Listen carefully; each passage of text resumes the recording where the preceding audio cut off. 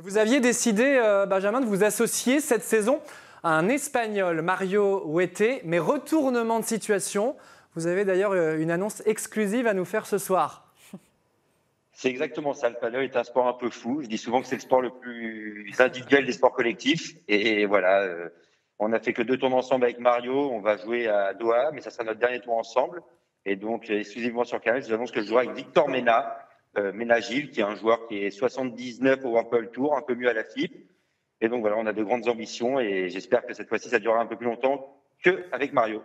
Ah bah ça c'est sûr, hein. Vous avez commencé le 9 février, c'est déjà fini. Pourquoi le changement plus sérieusement, Benjamin? Alors, c'est des concours de circonstances. Moi, j'avais appelé Victor avant de proposer à Mario un projet. Il m'avait dit non il y a 2 mois. Et il m'a rappelé il y a très peu de temps. Et dans le même temps, son ancien partenaire, du coup, qui venait de se séparer, a appelé aussi Mario. Et donc, on s'est appelé avec Mario et en bonne intelligence, je pense. Voilà, on a donné un peu nos envies chacun, réciproques. Et Mario, lui, peut s'entraîner avec son partenaire à Madrid, ce qui est un avantage. Et moi, j'avais très envie depuis longtemps de jouer avec Victor. Donc, voilà, c'est un peu dans le commun d'accord qu'on a décidé de se séparer. Alors vous venez de réaliser une très belle saison 2022 avec notamment 7 tableaux finaux, une médaille de bronze aux mondiaux avec l'équipe de France. On voit votre palmarès juste derrière moi avec un 8e de finale en Challenger en 2022. Qu'est-ce que vous retenez de cette année-là pour être encore plus fort en 2023, Benjamin? C'est sûr que c'était une année un peu extraordinaire pour moi. J'avais fait qu'un tableau final dans toute ma carrière et j'en ai fait 7 dans la même année. Donc forcément, je suis très content, avec notamment aussi une victoire sur le Pro Padel de Milan contre Lamperti. Donc voilà, c'est des joueurs un peu légendes que je ne pensais pas pouvoir accrocher, comme prendre un 7 à Gareth Lebron.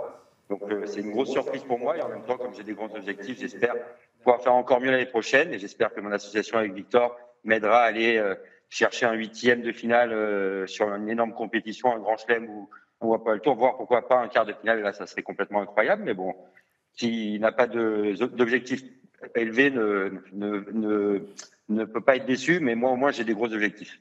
Et en termes d'objectifs de classement, Benjamin, est-ce que vous êtes fixé un chiffre qui serait important, qui vous tiendrait à cœur pour cette saison 2023 ?